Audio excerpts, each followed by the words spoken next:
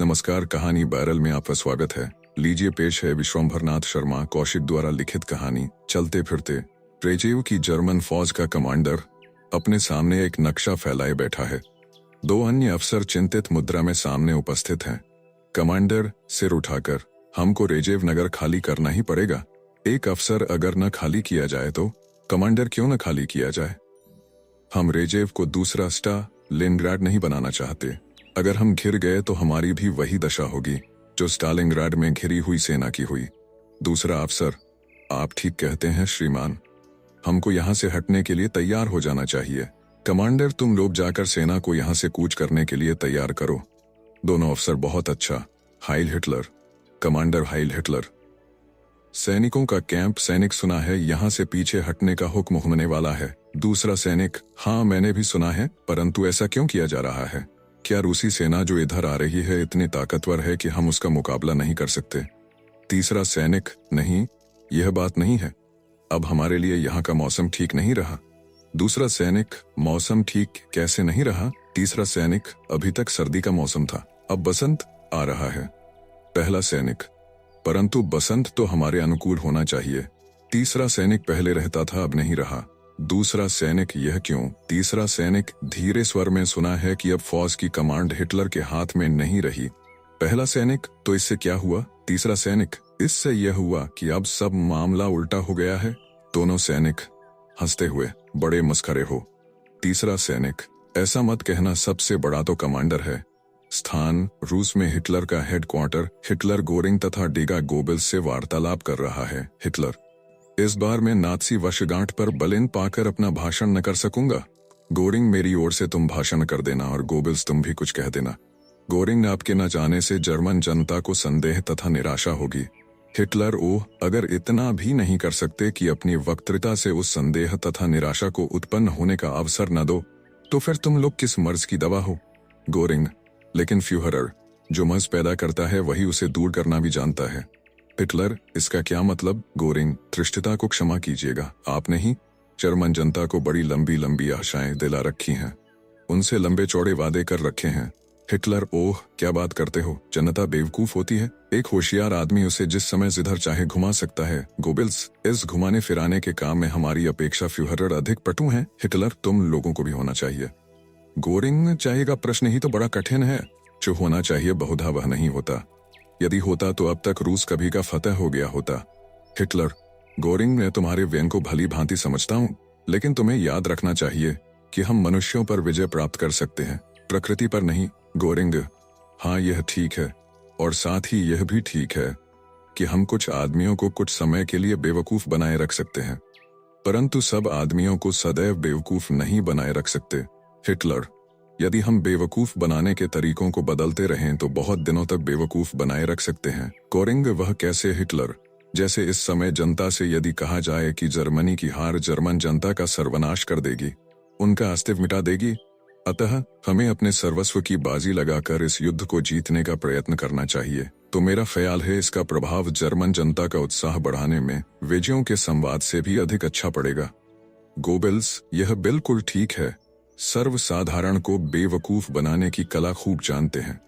Hitler, तो बस जाओ, जैसा मैंने कहा है वैसा करो। मैं रूसी मोर्चे से हट नहीं सकता। केवल इतना कह देने से जनता शांत हो जाएगी और मेरी अनुपस्थिति से निराशा तथा संदेह उत्पन्न ना होगा। गोरिंग तथा गोबेल्स हिटलर के कैंप के बाहर आकर, गोरिंग, वाकई फ्यूहरर लोगों को बेवकूफ बनाने की कला खूब जानता है। गोबेल्स, मेरा भी ख्याल यही है। गोरिंग, ख्याल, प्रमाण रहते हुए ख्याल नहीं, विश्वास होना चाहिए। गोबेल्स, प्रमाण कैसा? गोरिंग, हम दोनों बेवकूफ बने चले जा रहे हैं, इससे अधिक प्रमाण और क्या होगा? स्थान बर्लिन का एक घर, 3 पुरुष तथा एक स्त्री बैठे वार्तालाप कर रहे हैं। स्त्री, अब तो बर्लिन पर शत्रु के हवाई हमले प्रतिदिन भयानक होते जा रहे हैं। पुरुष, उस दिन अंग्रेजी ब्रॉडकास्ट सुना था। दूसरा पुरुष, ओठों पर उंगली रख कर चुप, दीवार के भी कान होते हैं। स्त्री, धीमे स्वर में मैंने सुना था, कह रहा था कि अब जर्मनी पर ऐसे तीव्र हवाई हमले होंगे कि जर्मनी निवासी दया करो, क्षमा करो की चीत्कार मचाने लगेंगे। तीसरा पुरुष, यहाँ से कहीं टल चलना चाहिए। स्त्री, कहाँ चला जाए, सभी जगह तो हवाई हमले हो रहे हैं। दूसरा, किसी देहात में चला जाए, हवाई हमले केवल शहरों पर होते हैं।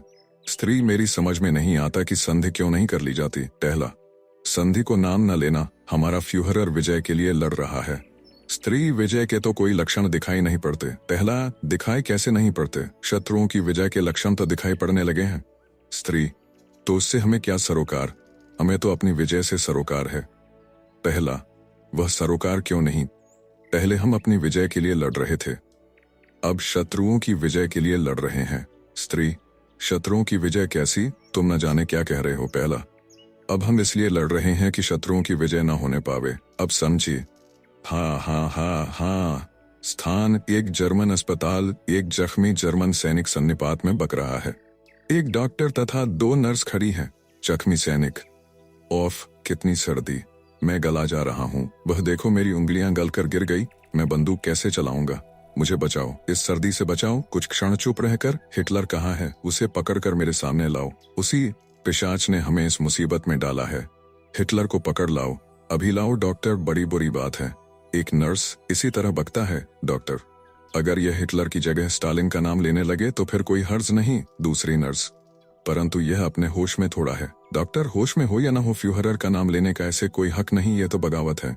टहली, तो फिर क्या किया जाए? डॉक्टर, डॉक्टर कोशिश करो कि स्टालिन का नाम लेने लगे। डॉक्टर जाता है, कुछ देर में सैनिक फिर बकने लगता है। सैनिक, हिटलर को पकड़ लाओ, अभी मेरे सामने लाओ। नर्स, स्टालिन का नाम लो, स्टीफेंसन। क्या स्टालिन को पक दबा कर तुम्हारे सामने लाया जाए? सैनिक, स्टालिन? कौन स्टालिन? उसने क्या किया? नहीं, मैं किसी स्टालिन को नहीं जानता। मैं फ्यूहरा को चाहता हूँ, हिटलर को। वही हमारी सब दुर्गति का कारण है। देखो, मेरे हाथ की उंगलियां गल कर गिर गई हैं। दूसरी नर्स, हिटलर का नाम मत लो, स्टीफेंसन। सैनिक, क्यों न लूं? क्या मैं उससे डरता हूँ जो मौत से नहीं डरता? वह किसी से नहीं डरता। हिटलर को लाओ, हिटलर को। डॉक्टर का कमरा। डॉक्टर, तो वह बकना बंद नहीं करता। नर्स, नहीं डॉक्टर, हमने उससे स्टालिन का नाम लेने को कहा, परंतु वह नहीं माना, फ्यूहरर का ही नाम ले रहा है। डॉक्टर, मेज पर घूसा मारकर और उसके आसपास पड़े हुए सैनिक उसकी यह बकवास सुन रहे हैं। नर्स चुप खड़ी रही। डॉक्टर से खत्म करना पड़ेगा। नर्स, लेकिन वह जर्मन है। डॉक्टर, डॉक्टर कोई भी हो, उसके बकने का प्रभाव दूसरे सैनिकों पर खराब पड़ेगा। नर्स, क्या सैनिक नहीं जानते कि वह अपने होश में नहीं है? डॉक्टर, जानते हो या न जानते हो, चाहे होश में कहे जाएं या बेहोशी में, शब्दों में बड़ी ताकत है। एक बेहोश आदमी के शब्द भी अत्यंत अच्छा बुरा प्रभाव डाल सकते हैं। नर्स, ऐसा तो न। डॉक्टर, चुप रहो। मैं डॉक्टर हूँ, मैं इन बातों को तुमसे अधिक अच्छा समझ सकता हूँ। डॉक्टर कागज उठाकर कुछ लिखता है। डॉक्टर, जाओ, यह दवा उसे पिला दो। नर्स, नुस्खा देखकर, क्या जहर? ओ डॉक्टर, वह एक जर्मन है। डॉक्टर, बस खामोश। इस समय वह एक पागल है जो फ्यूहरर का विरोधी है। बस हमारे लिए इतना ही काफी है, जाओ। नर्स, जैसी आज्ञा। दूसरे दिन 2 आहत सैनिक, जिनके पलरे एक दूसरे के निकट हैं, बात कर रहे हैं। एक सैनिक धीमे स्वर से, स्टीफेंसन मर गया। दूसरा सैनिक, हाँ, रात में बेचारा चल बसा, उसे सन्निपात भी तो हो गया था। पहला, न कहीं सन्निपात, वह तो सन्निपात का ढोंग कर रहा था। दूसरा, क्यों? फ्यूहरर के विरुद्ध अपने उद्गार निकालने के लिए मेरी उसकी सलाह हो चुकी थी। उसने कहा था, पहले मैं पागल बनता हूँ, 2-3 दिन में तुम बन जाना। दूसरा, अच्छा, तो क्या तुम भी पागल बनने वाले थे? पहला, हाँ। दूसरा, कब से? पहला, आज से। दूसरा, तो आज से बनोगे? पहला, ऊहुक, अब मैंने अपना इरादा बदल दिया है। दूसरा, सो क्यों? पहला, इसलिए कि यह नाथसी पागल को भी नहीं बख्शते। आप सुन रहे थे कहानी बैरल से, विश्वंभर नाथ शर्मा कौशिक द्वारा लिखित कहानी चलते फिरते। वीडियो पसंद आया तो इसे लाइक करिए और चैनल को भी सब्सक्राइब कीजिए। धन्यवाद।